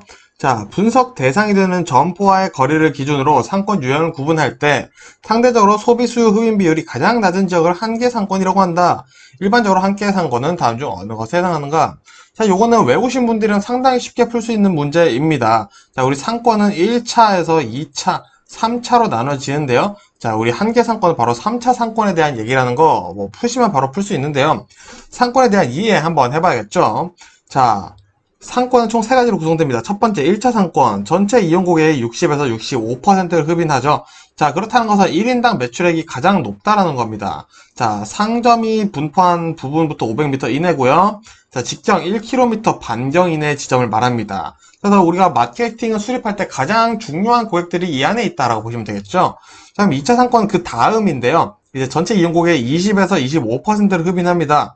자, 그렇다 보니까 조금 더 멀리 분포되어 있어요. 그래서 상권 범위 자체로 보면 굉장히 넓지만 그 소비자의 밀도는 굉장히 낮은 편이다 보시면 되겠고요. 한계 상권 3차라고도 볼 수 있죠. 나머지다. 1차, 2차를 제외한 나머지라고 보시면 되기 때문에 뭐 거의 진짜 여행을 와서 오시는 분들이라고 보셔도 좋을 것 같습니다. 자, 27번 볼게요. 소비자들이 점포를 선택할 때 가장 가까운 점포를 선택한다는 가정을 하며 상권 경계를 결정할 때 T센 다각형을 활용하는 방법으로 가장 옳은 것은, 자, T센 다각형이라는 거 먼저 이해를 해봐야겠죠? 자, 공간 독점 접근법에 기반한 상권 구획 모형입니다. 자, 이게 무슨 말이냐? 자, 상점이 여기 있어요. 가까운 사람들이 이렇게 온다라는 얘기를 이렇게 그냥 어렵게 한 거예요. 최근접 상가, 제일 가까운 상가를 선택한다라는 가설로 상권을 설정한 거고요. 소비자들이 가장 가까운 소매시설을 이용한다고 가정했습니다. 자, 그리고 소매 점포들이 규모나 매력도에 있어서 유사하다고 가정을 한 거예요. 그렇다면 가까운데 갈 것이다 라고 보는 거죠. 자, 신규 점포 부지 입지 가능성을 판단하기 위한 상권 범위 예측에 사용될 수가 있겠죠. 그리고 T센 다각형의 크기는 경쟁 수준과 부의 관계를 가진다. 자, 이 T센 다각형이 클수록 경쟁 관계에 부를 가진다. 반비례한다라는 거죠. 시설 간 경쟁 정도를 쉽게 파악할 수 있다. 라는 요 내용들이 T센 다각형의 시험 문제에 자주 나오고 있습니다. 자, 그러면 우리 T센 다각형을 활용하는 방법으로 가장 옳은 것 무엇인지 볼까요? 자, 3번 되겠죠. 근접구역법. 가까운 점포를 선택한다는 가정. 요 내용 하나 가지만 해도 사실 3번이라는 거 풀 수가 있기 때문에 27번 같은 문제는 상당히 좋은 문제라고 볼 수 있겠습니다. 자, 28번 보겠습니다. 소비자들의 점포 방문 동기를 개인적 동기, 사회적 동기, 제품 구매 동기로 분류할 수 있다. 이때 다른 항목들과 다른 유형의 동기로서 가장 옳은 것은, 자, 우리가 지금 유출 한번 논리 이제 추론을 해서 문제를 풀어보기 참 좋은 문제네요. 자, 개인적인 이유와 사회적인 이유와 그리고 제품을 구매하는 동기 때문에 소비자들이 점포를 방문한다 라고 얘기를 하는 거죠, 지금. 자, 그렇다고 했을 때 여기에 해당하지 않는 친구들 한번 보겠습니다. 자, 사교적인 경험. 사교적인 경험 때문에 점포 방문 동기 어디, 자, 개인적 동기, 사회적 동기. 자, 굳이 한다면 뭐 사회적 동기에 해당할 수 있겠는데, 아리까리 하니까 세모해 볼게요. 자, 기분 전환이다. 자, 요거는 개인적 동기에 해당할 수 있겠죠? 자기 먼저. 자, 이것도 개인적 동기겠죠? 자, 역할 수행이다. 요거는 사회적 동기. 우리 사회적으로 봤을 때, 이 구성원이 된다라는 거. 그런 느낌이구나. 보시면 되겠고요. 새로운 추세 학습이다. 자, 요것도 사회적 동기라고 볼 수 있겠죠? 자, 그러면 우리 사교적 경험 약간 아리까리 했었던 게 요게 정답이 될 확률이 높겠죠. 자, 이런 식으로 우리가 그나마 얘가 좀 제일 동떨어져 보인다라는 거를 선택을 해주는 것도 하나의 추론 방법이라고 볼 수 있겠습니다. 그래서 유통관리사는 계속 이렇게 추론하는 연습을 하시는 것이 정말 중요하다라는 거 말씀드리고 있고요. 자, 29번 보겠습니다. 점포를 이용하는 고객 인터뷰를 통해 소비자의 지리적 분포를 확인할 수 있는 방법은, 자, 요 문제 같은 경우 솔직히 질이 좋은 문제라고 저는 생각이 안 드는 게, 고객 인터뷰라는 거 말 그대로 점포에 온 고객한테 이제 어디서 오셨어요? 라고 해서 지리적 분포를 확인을 하겠다라는 거죠. 자, 요거는 사실은 두 가지입니다. 자, 컨버스의 소매 인력 이론과 라일리의 소매 인력 모형법. 이 두 가지를 사용하는 것이 이제 고객 인터뷰를 사용한다라는 내용이 유통관리사에 있어요. 그래서 공부 잘하시는 분 1번 아니면 5번인 것 같은데 라고 고민을 하실 수도 있겠지만, 조금 더 구체적으로 보면은 이 컨버스의 소매 인력 이론과 라일리의 소매 인력 모형법, 이 두 가지가 결국 하고자 하는 것이 뭐냐? 바로 고객 전표법이죠. 고객이 어디에 스파팅, 어디에 위치해 있냐? 요거를 알아내기 위한 거기 때문에 요거 같은 경우는 뭐 정답이 4번 될 수 있겠습니다. 그래서 약간 조금 까다로운 문제였다 라고 보시면 되겠습니다. 자, 30번 보겠습니다. 입지 분석에 사용되는 각종 기준에 대한 내용은 가장 옳지 않은 것은, 자, 보기 대충 보니까 뭐 호환성부터 접근성, 인지성, 확신성, 가시성 이렇게 있는데요. 이것도 공부를 하신 분이라면 사실 굉장히 쉽게 풀 수 있습니다. 정답 같은 경우 먼저 보시면 4번인데요. 왜? 확신성이란 단어 자체가 없어요. 자, 이 기준은 4가지 있습니다. 접근성, 인지성, 가시성, 호환성, 그리고 홍보성. 이렇게 5가지가 존재하기 때문에 이 확신성은 존재하지가 않고요. 여기 4가지가 나와 있다라는 걸 제가 지금 말씀드리고 있는 거죠. 그래서 보통 내용은 이렇게 나옵니다. 호환성. 해당 정보를 다른 업종으로 쉽게 전환할 수 있는가? 이게 호환 가능한가? 접근성, 고객이 쉽게 접근할 수 있는가? 인지성, 쉽게 점포를 찾을 수 있는가? 쉽게 위치를 설명할 수 있는가? 그리고 가시성, 고객이 점포를 쉽게 발견할 수 있는가가 되겠고요. 추가로 홍보성은 고객에게 어떻게 점포를 홍보할 수 있는가? 이 점포가 어떤 특성을 가지고 있는지 홍보하기가 쉬운가? 이런 식으로 표현될 수도 있다는 거 알아두시면 될 것 같습니다. 자, 31번 보겠습니다. 아래 글상자 내용은 허프 모델을 적용하여 신규 점포 입지를 분석하는 단계들이다. 일반적인 분석 과정을 순서대로 나열할 때 가장 옳은 것은, 자, 우리 허프 모델을 일단은 모른다고 가정하고 한번 풀어보도록 하겠습니다. 자, 기억, 점포 크기 및 거리에 대한 민감도 개수를 추정한다. 자, 거리에 대한 민감도 개수를 추정한대요. 자, 2번, 소규모 고객 집단 지역으로 나눈다. 자, 지역으로 나눈다. 신규 점포의 지역별 예상 매출액을 추정한다. 자, 전체 시장, 즉 조사할 잠재 상권의 범위를 결정한다. 자, 각 지역에서 점포까지의 거리를 측정한다. 자, 우리가 어디로 가야 하냐라는 걸 알려면 우리가 어디에 있는지를 알아야겠죠. 자, 그렇다면 일단은 먼저 지점을 설정해야 되지 않을까라는 생각을 먼저 해볼 수가 있겠죠. 자, 그럼 지점 먼저 설정을 할 때 보니까 지역 설정하는 거는 니은 지역 설정. 자, 그리고 또 보니까 자, 지역 설정하는 건 니은밖에 없네요. 자, 그리고 또 보니까 리을 보시면은 조사할 잠재 상권의 범위를 결정한다. 자, 더 중요한 거죠. 어디를 조사할 거냐가 나오는 거죠. 자, 그럼 먼저 어디 조사할지 정해야겠죠. 자, 리을부터 시작을 해야겠습니다. 자, 나머지 지우고요. 자, 그 다음에 자, 보니까 디귿 아니면 니은이네요. 자, 디귿 볼게요. 자, 신규 점포의 각 지역별 예상 매출을 추정한다. 니은은 소규모 고객 집단 지역으로 나눈다. 자, 그러면은 우리가 고객 집단을 먼저 정해야 될까요? 아니면은 예상 매출액을 먼저 추정해야 될까요? 자, 예상 매출액을 추정하려면 지역이 먼저 설정돼 있어야겠죠? 자, 그래서 니은 되겠습니다. 정답 4번인 거 여기서 나왔고요. 자, 미음도 볼게요. 자, 이제 지역을 설정했죠? 자, 지역에서 점포까지 거리를 측정합니다. 자, 그 다음에 뭐냐? 기억이라고 하네요. 점포의 크기 및 거리에 대한 민감도 개수를 측정한다. 자, 그리고 마지막으로 예상 매출액을 추정하면 되겠구나. 어느 정도 말이 되는 것 같아요. 이렇게 해서 정답을 풀어볼 수 있는 방법도 있겠죠. 자, 근데 허프 모델을 알고 있다. 자, 허프 모델 시설과의 거리, 시설의 규모가 소비자 흡인 요인이 된다는 것. 즉, 가깝고 시설이 크면 소비자 효용을 준다는 말이 됩니다. 자, 이 내용 가지고 보면은 순차적으로 우리가 조사를 한다라고 가정을 했을 때 어떻게 해야지 좋을까? 이 내용을 추론을 해본다고 하면 조금 더 문제 푸는 게 쉬워지겠죠. 자, 그래서 우리가 순서대로 한번 천천히 생각해 보시면은 충분히 이렇게 하는 게 맞겠구나 라는 뉘앙스가 드실 겁니다. 그래서 요 순서 같은 경우에는 외운다라는 개념보다 한번 천천히 읽어 보시면 좋을 것 같습니다. 자, 32번 보겠습니다. 점포를 개점할 경우 전략적으로 고려해야 할 사항들에 대한 설명으로 가장 옳지 않은 것은, 자, 이런 거 두리뭉실한 거 물어보는 거 제가 추론해서 천천히 읽어보면서 풀면 된다고 말씀드렸죠. 자, 1번부터 보겠습니다. 전략적으로 고려해야 될 사항으로 옳지 않은 것, 가장 옳지 않은 것이에요. 자, 먼저 1번, 경쟁관계에 있는 다른 점포의 규모나 위치도 충분히 검토한다. 저거 검토해야겠죠? 자, 2번, 상품의 종류에 따라 소비자의 이동거리에 대한 저항감이 다르기 때문에 상권의 범위도 달라진다. 요것도 당연히 맞는 말이겠죠. 아무리 매력적이라 하더라도 멀면은 가기가 쉽지 않습니다. 자, 3번, 개점으로 인해 인접 주민의 민원제기나 저항이 일어날 수 있는 부분이 있는지 검토한다. 자, 이것도 충분히 검토를 해 보셔야겠고요. 자, 그리고 4번. 점포의 규모를 키울수록 규모의 경제 효과는 커지기 때문에 최대 규모를 지향한다. 자, 이거 틀린 말입니다. 자, 우리가 여기서 추론 과정에서도 할 수 있는 게, 하나 알 수 있는 게, 유통관리자 시험도 사람이 만들죠. 그렇다 보니까 너무 극으로 가버리면은 틀린 내용이 보통 많다는 겁니다. 자, 규모의 경제 좋으니까 무조건 큰 게 좋아. 혹은 무조건 작은 게 좋아. 스트레스는 아예 안 받는 게 나아. 이렇게 얘기하는 경우는 보통 정답이 될 수 있는 확률, 보통 틀린 내용이 될 수 있다는 말씀을 드리고 있는 거예요.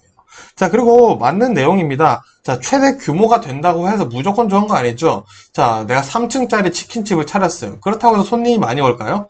굳이 그렇다는 건 아니다. 굳이 그렇진 않더라. 라고 얘기를 하고 있습니다. 그래서 4번 같은 경우, 읽어보니까 이건 조금, 너무 오바를 했어. 라고 볼 수도 있겠죠. 자, 5번도 볼까요? 점포는 단순히 하나의 물리적 시설이 아니고 소비자들의 생활과 직결되며 라이프 스타일에도 영향을 미친다. 자, 이런 것들에 따라서 점포가 지금 구색을 갖추고 있다고도 보실 수가 있겠죠.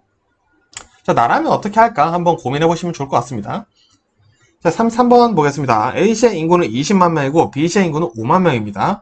두 도시 사이의 거리는 15km다. 자, 컨버스의 상권 분기점 분석법을 이용할 경우 두 도시 간의 상권 경계는 A시로부터 얼마나 떨어진 곳에 형성되겠는가? 자, 요 계산하는 문제 꼭 하나씩 나옵니다. 자, 근데 보통 컨버스가 제일 많이 나와요. 그래서 개념 확실히 잡아주시면 됩니다.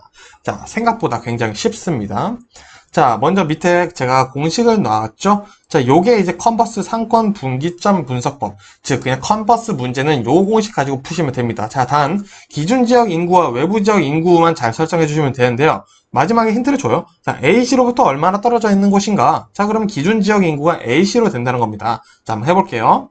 자, 20만이니까 우리 뒤에 만 단위는 제가 절삭하겠습니다. 자, A 20만 명이죠? 자, B 인구는 5만 명입니다. 자, 루트 씌울게요.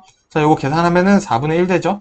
4분의 1 루트는 뭐다? 2분의 1이죠? 자, 그러면은 다시 써보면은 1 플러스 2분의 1분의 거리는 무엇이죠? 15km죠. 자, 그러면 요거를 한번 우리가 계산해 볼게요. 자, 그러면은 우리 번분수로 계산을 하셔도 되고, 자, 어쨌든 저는 2분의 3이라고 하겠습니다.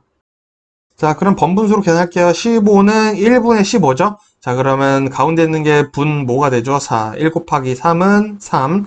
15 곱하기 2는 30이죠? 자, 이 숫자를 풀면 10 되겠습니다. 자, 그래서 A로부터 10km 떨어진 곳에 형성이 될 것이다. 라고 풀어주시면 되겠네요. 요거는 같은 문제 반복해서 풀어보셔도 좋습니다. 여러 가지 문제 안 풀어보셔도 돼요.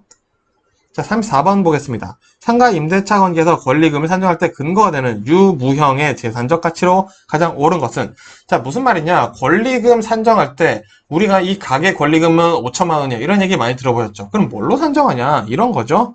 자, 먼저 거래처. 자, 거래처가 많아요. 그러면 영업 권리금 높일 수 있습니다. 자, 그리고 상가 건물의 위치가 정말 좋아요. 이것도 권리금이라고도 받는 경우도 상당히 많아요. 자, 영업상의 노하우, 요것도 영업 권리금에 포함됩니다. 자, 영업시설 비품, 이거는 시설 권리금에 포함이 되겠죠? 자, 임대료 지불 수단. 자, 이거는 전혀 상관이 없잖아요. 현금으로 주든 카드로 주든 그렇다고 해서, 저희는 현금으로, 지불을 받고 있기 때문에 권리금이 높아요. 자, 이건 말도 안 되는 얘기죠. 자, 이것도 우리 경험상으로 한번 풀어볼 수가 있겠습니다. 자, 35번 볼게요. 자, 소매점 입지 유형 가운데 아파트 단지 내 상가의 일반적인 특성으로 가장 옳지 않은 것은, 자, 아파트 단지 내 상가가 어떤 특성을 가지고 있을지 한번 고민을 해볼게요. 자, 주고객이 누굴까요? 자, 아파트 단지 분들이겠죠? 자, 요거는, 자, 시험에서 알려주는 것도 있겠지만 우리가 추론을 해보자는 겁니다. 한번 생각을 해서. 자, 그러면은 연령대는 굉장히 다양할 것이에요.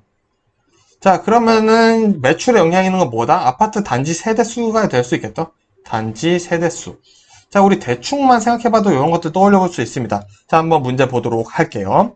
자, 1번. 공급 면적 변화가 어려워 일정한 고객 확보를 통한 꾸준한 매출이 가능하다. 자, 이게 무슨 말이냐?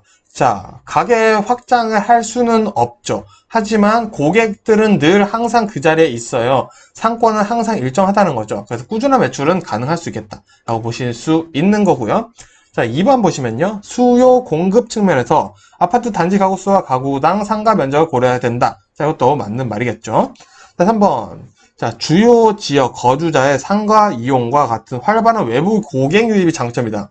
자, 우리가 아파트 단지에 있는 편의점을 굳이 가진 않습니다. 자, 아파트 단지 내에 맛집 있다. 그럴 수도 있겠지만, 보통 맛집이라는 것은 좀 멀리 상권을 넓게 가지고 있죠. 자, 그래서 외부 고객이 좀 더 많을 것이다? 그렇지 않겠죠? 정답 3번 되겠습니다. 즉, 우리가 한번 아파트 단지 상가에 어떤 특징이 있을까 고민을 한 번만 해보는 것이라도 문제를 푸는데 상당히 도움이 된다는 겁니다. 유통관리사 문제 시험을 풀 때는 시간이 허덕여서 문제를 푸는 경우는 전혀 없습니다. 마음의 여유를 충분히 가지시면 좋을 것 같아요. 자, 그럼 4번도 볼게요. 편의품 소매점의 경우는 대형 평형보다 중형 평형 단지가 일반적으로 더 유리하다. 자, 이건 아파트 단지 상가 내기 때문에 해당하는 내용이고요. 저번 관련 법규에서는 단지 내 상가를 근린생활시설로 분류하여 관련 내용을 주장을 하고 있다. 자, 요런 내용, 요거는 내가 모르는데? 라고 하지만 3번 같은 경우가 확실하게 내가 정답이야, 내가 틀린 내용이야 라고 얘기를 해주고 있기 때문에 다행이다 라고 보시면 되겠고요. 우리는 공부를 하고 있기 때문에 근린생활시설이구나 라는 거 추가로 알아두시면 되겠죠. 자, 36번 보겠습니다. 자, 면적이 300m 제곱인 대지의 지하 2층으로 지상 5층으로 소매점포 건물을 신축하려고 한다. 층별 바닥 면적은 각각 250m 제곱으로 동일하고 주차장은 지하 1, 2층에 각각 200m 제곱과 지상 1층에 부속 용도라는 주차장 면적 50m 제곱으로 구성되어 있다. 이 건물의 용적률을 계산하면 얼마인가? 자, 용적률을 구하는 계산 문제가 정말 많이 나올 때 1년에 2번 정도 나오는 것 같습니다. 자, 그래서 지금 2022년 같은 경우에는 아직 3회는 안 나왔지만, 2회 땀 출세가 됐고요. 자, 그래서 요 용적률 계산 문제도 꼭 하나 알아두셔야겠죠. 자, 먼저 용적률은 어떻게 구하냐? 대지 면적에 대한 건축률의 연면적 비율이라고 보시면 돼요. 자, 그럼 연면적 비율 어떻게 구하냐? 1층, 2층, 3층, 4층, 5층 이렇게 지금 있으면은 다 더해 주세요. 자, 그리고 주민 공동시설 제외해줍니다. 그리고 1층 내부에는 주차장 제외해줍니다. 즉, 지하, 주차장, 공동시설, 피난 안전구역 면적은 제외를 해주시면 돼요. 자, 그럼 한번 해볼게요. 자, 지하 2층 빼고 지상 5층이죠? 1층 250, 2층도 250이죠? 3층도 250. 자, 동일하다고 했으니까 4층도 250, 자, 5층도 250입니다. 다 더하니까 1250이죠? 자, 근데 여기서 자, 우리 주차장 면적이 있다고 하네요. 빼기 50 해줍니다. 자, 지하 1, 2층 각각 200m죠. 어차피 지하는 쳐주지 않아요. 자, 그럼 1200이죠? 자, 그럼 이 1200을 어떻게 하냐? 대지 면적으로 나눠준다라는 겁니다. 자, 대지 면적 몇이죠? 300m 제곱이죠? 자, 그럼 이거 나누면은 4죠? 자, 4란 숫자 나왔다. 자, 그럼 바로 400m, 400% 선택해주시면 되겠죠? 자, 37번 보겠습니다. 지리정보 시스템 GIS와 관련한 내용으로 가장 옳지 않은 것은 자, GIS 모르면 못 풉니다. 이건 어쩔 수 없어요. GIS 한번 시험에 어떤 것들 나오는지 보겠습니다. GIS는 뭔가 GPS 같은 느낌 벌써 드시죠? 지리 정보를 다루는 겁니다. 그래서 지리 정보를 보전, 분석하여 관리하는 정보 시스템이고요. 라일리, 컨버스의 소매 인력 모델을 적용하는 경우에 GIS가 필요합니다. 그리고 대형, 소형 매장의 입지 선정 등의 활용도가 상당히 높습니다. 그리고 우리 시험 이렇게 나왔지만 또 어떻게 나오냐? 개별 상점이나 상점과의 위치 정보를 점 데이터로, 토지 이용 등의 정보는 면 데이터로 지도에 수록한다. 중요한 내용이고요. 지하철 노선이나 도로 등은 선 데이터로 지도에 수록하고 데이터베이스를 구축한다. 중요하죠. 점, 선, 면 어떤 것들 다루는지 보시고요. 상점 또는 상점가를 방문한 고객을 대상으로 인터뷰 조사하거나 설문조사를 하여 지도 데이터베이스의 구축에 활용한다. 자, 우리 라일리 컨버스의 소매 인력 법칙. 자, 고객에 내점하는 사람들이 인터뷰한다고 했었죠? GIS도 마찬가지다. 라고 GIS를 위해서 결국 하는 거다. 보시면 되겠죠. 자, 요 내용 가지고 한번 문제 풀어보도록 할게요. 자, 1번. 주제도 작성, 공간조회, 버퍼링을 통해 효과적인 상권 분석이 가능하다. 자, 맞는 내용이에요. 지금 문제 풀면서 공부하는 게 기출 문제 공부입니다. 자, 2번. 점포의 고객 대상으로 GCRM을 실현하기 위한 기본적 틀을 제공할 수 있다. GCRM 너무 의미 가지지 마세요. 지금 그냥 외워주시면 됩니다. 자, 3번. 지도 레이어는 점선, 면을 포함하는 개별 지도 형상을 구성되며 여러 개별 지도 레이어를 활용하여 상권의 오버레이, 중첩을 표현할 수 있다. 이것도 자주 나오는 내용입니다. 외워주시고요. 자, 4번. 지도상의 데이터를 표현하고 특정 공간 기준을 만족시키는 지도를 얻는 데이터 및 공간 조회 기능이 있다. 잘 모르시겠죠? 있습니다. 저거 외워주시면 돼요. 자, 정답은 그럼 5번 되겠죠? 자, 5번 되기 전에 1번, 2번, 3번, 4번이 지금 지리 정보 시스템, GIS에 대한 내용을 설명을 해주고 있는 거니까 이 내용 꼭 가져가시고요. 자, 5번 왜 틀렸는지 볼게요. 위상은 어떤 지도 형상, 즉, 점이나 선 혹은 면으로부터 특정한 거리 이내에 포함되는 영역을 의미하며 면의 형태로 나타난 상권 혹은 영향권을 표현하는 데 사용될 수 있다. 자, 쉽게 말씀드리면 이 위상이라는 건 뭐냐면은 관계를 얘기를 해주는 거예요. 자, 관계, 어떤 관계? 공간적인 관계를 얘기를 해준다. 그래서 상권 혹은 이 영향권을 표현하는데 사용될 수는 있지만 자, 점이나 선 혹은 면으로 특정한 거리 내에 포함된 영역을 의미하는 게 아니라는 거죠. 결국 위상이 가지는 것은 이 공간과 공간들, 이런 뭐 객체들이 있겠죠. 자, 이렇게 공간끼리 연결되니까 점끼리 연결되는, 선끼리 연결되어 있는 이런 공간적인 관계가 어떻게 되는지 표현을 해주는 것이 바로 위상이다라고 봐주시면 되겠습니다. 자, 그래서 뭐 특정 거리에 포함된 영역을 얘기를 하는 것은 아니다 보시면 되겠습니다. 자, 38번 보겠습니다. 동선과 관련한 소비자의 심리를 나타내는 대표적 원리로 가장 옳지 않은 것은 자주 나오는 문제죠. 자, 요건 정답 바로 보고 설명드리겠습니다. 정답은 3번이고요. 자, 고차 선호의 법칙. 자, 고차 선호의 법칙은 일단은 없어요. 자, 요거는 시험에 나오지 않습니다. 그러니까 정답으로 나오지 않는다는 거고요. 자, 우리 나머지 내용 보시는 게 중요합니다. 자, 최단거리 실현, 최단거리로 목적지 가려고 해요. 자, 그리고 보증 실현의 법칙. 먼저 득을 얻는 쪽을 선택하려고 한다. 자, 이득이 생기는 곳으로 간다라는 거죠. 그래서 집합의 법칙. 군중 심리에 의해 사람들이 모여있는 곳에 가려고 그래요. 저기 무슨 일 있나? 이러고 가는 거죠. 안전중시 법칙. 위험하거나 모르는 길을 가려고 하잖아요. 무슨 말이냐? 횡단보도 건너서 굳이 내가 저기까지 가지 않겠다.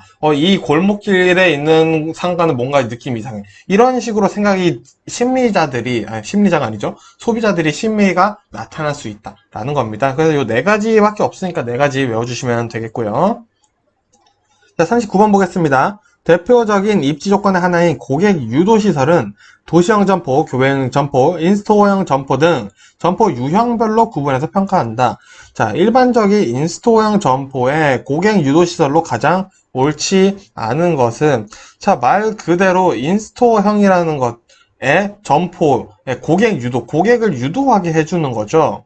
자, 그러면은 우리가 지금 도시형이나 교외형 점포 같은 경우에는 우리가 생각해 봤을 때 도로가 잘 돼 있어야겠다 라는, 특히 교외형 점포 같은 경우에는 도로, 주차 이런 것들이 상당히 잘 되어 있어야겠죠. 자, 근데 우리 인스토어형 점포라는 거는 좀 더 사람들이 쉽게 들어오고 쉽게 나갈 수 있어야 된다는 거죠. 자동차를 타고 오는 경우도 있을 수 있고 도보를 해서 걸어오는 경우도 뭐 굳이 말씀드리자면 있을 수도 있겠다는 겁니다. 자, 그래서 우리 인스토어 같은 경우에는 보통 말씀드리는 게 이제 주차장 출입구죠. 자, 주차장 출입구뿐만 아니라 이 출입구에 대한 중요한 역할이 있습니다. 고객 유도하는데. 자, 이런 것들, 그리고 에스컬레이터, 그리고 뭐 엘리베이터, 에스컬레이터, 이런 것들이 다 포함이 되고 있어요. 그래서 정답 같은 경우에는 5번 되겠는데요. 자, 그럼 이 간선도로는 누구냐? 교외형입니다. 자, 교외형인 경우에 고객 유도 시설은 뭐가 되냐? 자, 먼저 뭐 대형 소매점이나, 자, 그리고 간선도로의 교차점. 자, 그리고 말씀드렸던 간선도로. 자, 그리고 IC 이런 것들이 있겠죠? 자, 이런 것들이 이제 교외형의 고객 유도 시설이 될 수가 있겠고요. 자, 그리고 또 우리 도시형도 봐야겠죠? 자, 도시형은 개찰구, 역의 개찰구, 그리고 마찬가지 대형 소매점 동일하고요. 교외형이랑. 자, 그리고 교차로. 자, 교차로. 자, 대형 교차로. 자, 이런 것들이 우리 도시형의 고객 유도 시설에 될 수 있다. 보시면 좋을 것 같습니다. 그래서 도시형, 인스토어형, 교외형 이렇게 세 가지 정도 구분해서 외워주시는 게 좋을 것 같습니다. 자, 40번 보도록 하겠습니다. 자, 입지적 특성에 따라 소매점포 유형을 집시인성, 집재성, 산재성, 국부적 집중성 점포, 아이고 말이 어렵네요. 국부적 집중성 점포로 구분하기도 한다. 업태와 이들 입지 유형 간의 연결로 가장 옳지 않은 것은, 자, 요거 우리 5가지 시험에 자주 나오는 친구들 한번 볼게요. 자, 집신성 점포, 중심, 마음 가운데 있죠? 모여 있는 겁니다. 배우지 중심부에 입지에 유리한 점포예요. 백화점, 대형 서점, 영화관, 보석점, 이런 것들이 해당하겠죠. 자, 그럼 1번 보시면 백화점 집신성 점포 잘 연결되어 있죠? 자, 그리고 집재성 점포 보겠습니다. 동업종끼리 한 곳에 모여있으면 유리한 거예요. 먹자골목, 전자제품, 가구단지 뭐 이런 것들 되겠죠. 자, 그래서 4번 보니까 가구점, 집재성 점포 연결 잘 되어 있네요. 자, 그리고 산재성 점포 보겠습니다. 자, 수요 탄력성이 조금 작아서 분산 입지해야 되는 유형들이에요. 예를 들어서 편의점, 이발소, 뭐 목욕탕, 동네 목욕탕 이런 것들 있죠. 이런 친구들은 조금 떨어져 있는 것이 좋다. 그래서 3번 보니까 편의점 산재성 점포 연결 잘 되어 있네요. 자, 그리고 우리 국부적 집중성 입지 한번 보도록 하겠습니다. 자, 동업종끼리는 특정 지역에 모여 있는 게 좋은데 조금 교외, 국부적 중심지에 입지한 게 유리하다. 자, 종묘점, 석재점, 비료점 이런 것들이 해당이 되고 있습니다. 자, 그래서 보니까 화훼점 집신성 점포되어 있는데, 자, 아니죠. 화훼점 같은 경우는 그럼 결국 뭐가 돼야 된다? 국부적 집중성 입지가 되어주는 것이 좋다라고 보시면 되겠죠. 자, 공구도매점은 국부적 집중성 점포로 되는 게 맞겠죠. 화훼점도 국부적 집중성 점포가 되는 것이 좋다 보시면 되겠고요. 자, 추가로 우리 공간 균배 원리를 하나 볼게요. 자, 유사 상품을 취급하는 점포의 사이에서 경쟁이 일어날 수 있겠죠. 자, 맨 처음에는 A, B 똑같이 공구를 팔아요. 근데 너무 가까운 거예요. 그러다 보니까 경쟁을 하게 돼요. 경쟁하다 보니까 A든 B든 누군가 조금 멀리로 가더라. 아, 너무 가까워서 우리가 장사를 안 되는 것 같아. 결국에는 뭐, 우리가 졌다 딴 데로 가지 뭐. 이렇게 될 수도 있겠죠. 자, 그렇다 보니까 이게 뭔가 이런 공구상들이 뜨문뜨문 자기들끼리 자리를 잡게 되더라 이거죠. 아, 그렇게 공간 균배가 되고 있구나 라고 얘기를 하는 게 공간 균배의 원리라고 보시면 되겠습니다. 자, 이런 거는 이제 시장이 좁고 교통비가 크면은 집심 형태가 나타나고요. 시장이 크고 교통비가 낮으면은 분산 형태로 나타날 수가 있다 라고 보시면 좋을 것 같습니다. 자, 41번 보겠습니다. 신규 점포의 예상 매출액을 추정할 때 사용하는 애플바움의 유추법에 대한 설명으로 옳지 않은 것은, 자, 애플바움이 유추법을 만들었죠? 자, 유추법이라는 것은 뭔지 한번 보겠습니다. 자, 신규 점포. 내가 A라는 지역에 자, 햄버거집을 낼 거예요. 자, 근데 보니까 여기 햄버거집 차리면 잘 될 수 있을까? 고민을 해보는 거죠. 그래서 찾아보니까 이미 햄버거집이 A 지역에 있는 거예요. 그래서 그 햄버거집을 한번 우리가 파악해보자. 여기 고객 얼마나 오고, 고객들 매출은 얼마나 나오고, 객단가는 얼마나 나오는지 한번 찾아보자. 그리고 이 햄버거집이 가지고 있는 상권 범위는 어느 정도 될까? 이런 것들을 파악해보고, 아, 그럼 내가 A 지역 이쪽에다 차리면, 한번 저 정도 매출은 나오지 않을까? 라고 유추를 해보는 것이 바로 유추법이다. 라고 보시면 되겠습니다. 그래서 보통 신규 점포에 적용을 해서 한번 내 상권 규모나 매출액을 찾아보는 것도 되지만, 기존 점포에서도 충분히 사용할 수 있다라는 거 알아두시고요. 서술적 방법에 의해서 상권 분석을 하는 것이 유추법이다 보시면 되겠습니다. 자, 그러면 이거 가지고 한번 문제 풀어보도록 하겠습니다. 자, 1번. 일관성 있는 예측이 중요하므로 소비자 특성의 지역별 차이를 고려하기보단 동일한 방법을 적용해야 된다. 자, 이거 벌써 틀린 내용이죠. 자, 말씀드렸다시피 유추법이라는 것은 내가 차리려고 하는 그 지역의 특색을 알기 위해 이미 있는 점포를 파악해보는 거예요. 자, 그렇다는 것은 지역별 차이를 고려를 하는 것이 상당히 중요하다는 거죠. 자, 지역마다 다 다른데, 이 A 지역의 햄버거 가게 한 달에 500만원 버니까 나는 C 지역에도 차리면 500만원 벌겠지? 이런 식으로 생각을 해보는 게 전혀 아니라는 거죠. 자, 그래서 바로 정답이 나왔네요. 자, 틀린 내용이고요. 자, 2번부터 5번 내용 한번 또 볼게요. 자, 현재 운영 중인 상업시설 중에서 유사 점포를 선택한다. 유추법이죠. 자, 과거의 경험을 계량한 자료를 이용해 미래를 예측하지만, 자, 이미 있는 점포를 파악하거나 기존 점포 같은 경우에는 과거 자료를 통해서 유출을 해본다라는 거죠. 자, 시장 요인과 점포 특성들이 끊임없이 변하기 때문에 주관적 판단이 요구된다. 자, 이건 단점이라고 볼 수 있고요. 자, 4번. 비교 대상 점포들의 특성이 정확히 일치하는 경우를 찾기 어려울 뿐만 아니라 특정 환경 변수의 영향이 동일하게 작용하지도 않기 때문에 주관적 판단이 요구된다. 이것도 유추법에 대한 단점이라고 볼 수 있겠죠. 자, 5번. 점포의 물리적 특성, 소비자의 패턴, 소비자의 인구 통계적 특성, 경쟁 상황이 분석 대상과 비슷한 점포를 유사 점포로 선택하는 것이 바람직하다. 그렇겠죠. 자, 내가 햄버거 가게를 차리려고 하는데 햄버거 가게가 있어요. 그럼 정말 베스트지만 햄버거 가게가 없을 수도 있겠죠. 그럼 뭘 찾아보냐? 뭐 적어도 뭐 양식을 하는 가게를 비교를 유출을 해본다라는 거. 그래도 내가 햄버거 가게 하려는데 한식집이랑 비교를 해보는 것보다는 양식집이랑 비교하는 게 좀 더 나을 수 있겠죠. 자, 그 얘기를 하고 있다라고 보시면 되겠습니다. 42번 국토의 계획 및 이용에 관한 법률 어쩌고 저쩌고 해서 규정하고 있는 용도 지역 중 상업지역을 구분하는 유형으로 볼 수 없는 것은, 자, 이런 문제는 뭐다? 틀려라 라고 만든 문제다. 변별력 문제죠. 자, 그래서 요거는 뭐 나와주면 좋겠지만 이 문제가 또 나올 리는 사실 거의 없어요. 그래서 정답은 4번인데 요거는 우리 현실적으로 외우실 분들만 외우고 바로 넘어가도록 하겠습니다. 자, 43번. 중심지 체계에 의한 상권 유형 구분에서 전통적인 도심 상권의 일반적인 특징으로 가장 옳지 않은 것은, 자, 우리가 추론해서 문제를 풀어볼 때가 왔습니다. 자, 우리가 일단은 힌트를 좀 찾아봐야겠죠. 중심지 체계다. 자, 중심지. 자, 중심지라는 것은 보통 어느 곳의 중심, 도심, 배후지가 많은 곳이다 라고 우리가 생각을 해볼 수가 있겠죠. 유통관리사를 공부를 하고 있다면 말이죠. 자, 그리고 도심 상권이다. 도심 상권이다라는 얘기도 나왔어요. 자, 그럼 상권이 도심이라는 거죠. 자, 한번 그럼 보도록 하겠습니다. 자, 1번. 고객 흡인력이 강해 상권 범위가 상대적으로 넓다. 자, 그럴 수 있겠죠. 자, 흡인력이 강해요. 왜? 도심에 있으니까 그렇다라고 볼 수 있을 거예요. 자, 2번. 교통의 결절점으로 대중교통에 편리하다. 자, 도심과 중심지의 특징이 뭐죠? 대중교통이 정말 잘 돼 있잖아요. 그죠? 자, 3번. 전통적 도시의 경우는 주차 문제가 심각하다. 자, 우리 전통적이라고 하면 조금 과거를 생각해 볼 수 있겠죠. 자, 그러면은 계획되지 않았으니까 주차 문제는 조금 심각할 수 있겠다 라고 생각해 볼 수 있겠죠. 자, 4번. 상대적으로 거주 인구는 적도 유동 인구는 많다. 자, 우리 사람들은 중심지에 많이 살고 있나요? 땅값이 비싸서 교외에 조금 많이 살고 있죠. 자, 그래서 이것도 맞는 말이라고 볼 수 있어요. 자, 5번. 소비자들의 평균 체류 시간이 상대적으로 짧다. 자, 요거는 틀린 내용이 되겠죠. 왜? 자, 우리가 도심에 있는 상권에 놀러 갔어요. 쉽게 생각해서 우리 백화점을 떠올려 볼게요.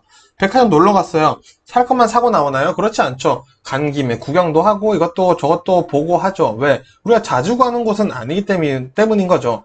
우리가 편의점을 자주 간다. 편의점도 뭐 정말 한 달에 한 번 가요. 그러면 편의점 한 번 갔을 때 꼭 살 거 다 사고 이것도 사고 저것도 사고 뭐 나온 거 있나 막 보기도 하겠죠. 자, 근데 편의점은 우리 도심에도 위치하고 있긴 하지만 자, 우리 도심 상권이라고 보지는 않잖아요. 그쵸?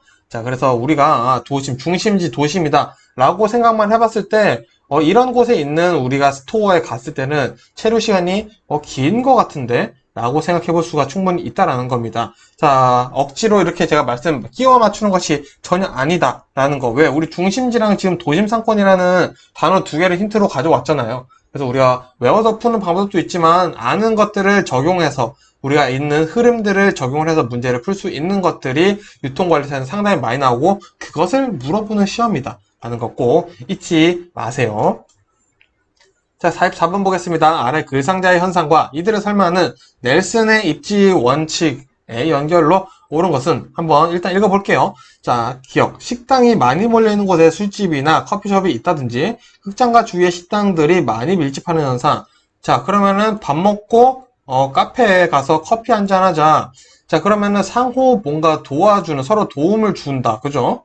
자, 2번. 니은. 기군속 상점들이 떡볶이 가게들이 한 곳에 몰려서 입지함으로 더 큰 집객력을 갖는다.